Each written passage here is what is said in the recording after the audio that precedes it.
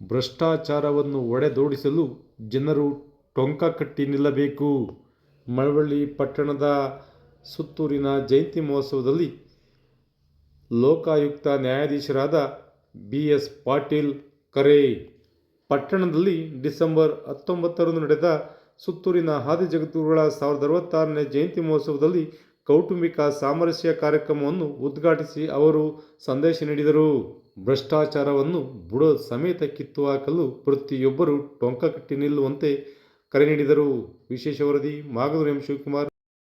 ದುರಾಸೆ ಇರಬಾರದು.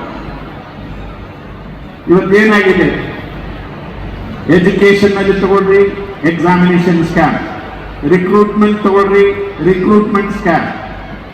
Housing scheme ತಗೊಳ್ರಿ, ಹೌಸಿಂಗ್ ಸ್ಕ್ಯಾಮ್. ಪಂಚಾಯಿತಿಯಿಂದ ಹಿಡಿದು ಮೇಲೆ ಎಲ್ಲ ಎಲ್ಲಿ ಹೋಗ್ತಿರೋ ಅಲ್ಲಿವರೆಗೂ ಕೂಡ ನೀವು ಅವ್ಯವಹಾರಗಳನ್ನು ಕಾಣ್ತಾ ಇದ್ದೇವೆ. ಅವುಗಳನ್ನು ಹೊಡೆದೋಡಿಸಲಿಕ್ಕೆ ಜನಗಳು ಟೊಂಕ ಕಟ್ಟಿ ನಿಲ್ಲಬೇಕು. ಅವರ ಮನಸ್ಥಿತಿ ಬದಲಾಗಬೇಕು. ಜನಗಳು ಸೆನ್ಸಿಟೈಸ್ ಆಗಬೇಕು. ತಮ್ಮ ಹಕ್ಕನ್ನು ಅವರು ಪ್ರತಿಪಾದಿಸಬೇಕು. ನನಗಿದು ಸಿಗಬೇಕು, ಇದು ನನ್ನ ಹಕ್ಕು ಅನ್ನುವಂತಹ ಯಾರ್ಯಾರಿಗೆ ಅನ್ಯಾಯ ಆಗ್ತಾ ಇದೆ ಅವರು ಕಾನೂನನ್ನು ಉಪಯೋಗಿಸ್ಕೊಳ್ಬೇಕು. ಲೋಕಾಯುಕ್ತ ಸಂಸ್ಥೆಯನ್ನು ಉಪಯೋಗಿಸ್ಕೊಳ್ಬೇಕು.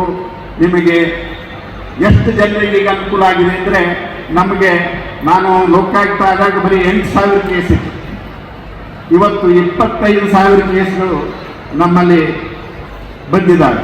ಯಾಕಂದರೆ ಎಲ್ಲರೂ ಅಪ್ಲಿಕೇಶನ್ಸು ಕಂಪ್ಲೇಂಟ್ಸ್ ನಮ್ಮಲ್ಲಿ ಹಾಕ್ತಾನೆ ಇದ್ದಾರೆ. ನಾವು 21,000 ಕೇಸನ್ನು ಡಿಸ್ಪೋಸ್ ಮಾಡಿದ್ದೀವಿ ನಾನು ಬಂದ ನಂತರ. ಅದಾದ್ರೂ 24,000 ಕೇಸು ಪೆಂಡಿಂಗ್ ಇದೆ. ಸೊ ಜನರಲ್ಲಿ ಅರಿವು ಮೂಡಬೇಕು.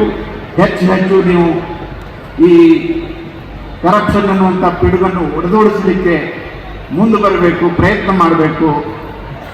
ಇದು ನಮ್ಮೆಲ್ಲರ ಆದ್ಯ ಕರ್ತವ್ಯ ಅನ್ನುವಂಥ ಮಾತನ್ನು ಹೇಳಲಿಕ್ಕೆ ಬಯಸ್ತೇನೆ.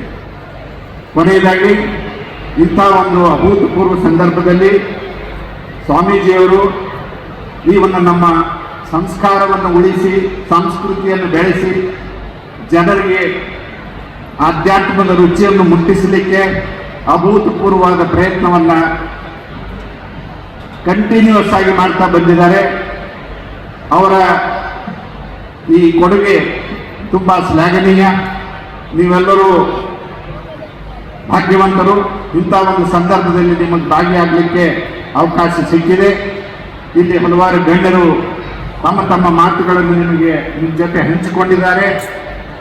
ಈಗ ಅವರದ್ದು ಸ್ವಾಮಿಗಳ ಉದ್ದೇಶ ನನಗನ್ನಿಸ್ತದೆ, ಈ ಬೇರೆಯವರು ಬೇರೆ ಬೇರೆ ರಂಗಗಳಲ್ಲಿ ಕೆಲಸ ಮಾಡೋರನ್ನ ಕರ್ಕೊಂಡು ಬಂದು ಹೇಳಿಸೋದ್ರಿಂದ ಅವ್ರನ್ನ ಪ್ರೋತ್ಸಾಹಿಸಿದಂಗೂ ಆಗ್ತದೆ ಮತ್ತು ಅವರಿಗೆ ಒಂದು ಬದ್ಧತೆಯನ್ನು ಕೊಡಿಸಿದಂಗೆ ಆಗ್ತದೆ. ನಿಮ್ಮ ಕೆಲಸದಲ್ಲಿ ಇನ್ನೂ ಹೆಚ್ಚಿಗೆ ನೀವು ಶ್ರೇಷ್ಠನ್ನು ತೋರಿಸ್ರಿ ಅಂತ ಅವರಿಗೆ ಒಂದು ಅಪ್ಲಿಕೇಶನ್ ಹಾಕಿದಂಗೆ ಆಗ್ತದೆ.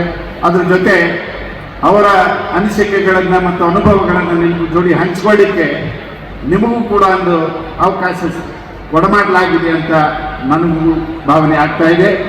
ಇವೆಲ್ಲ ಅವಕಾಶಗಳನ್ನು ನಿಮಗೆಲ್ಲರಿಗೂ ಅವರು ಕೊಟ್ಟಿದ್ದಾರೆ. ಅವುಗಳನ್ನು ಸದುಪಯೋಗ ಪಡಿಸ್ಕೊಳ್ಬೇಕು.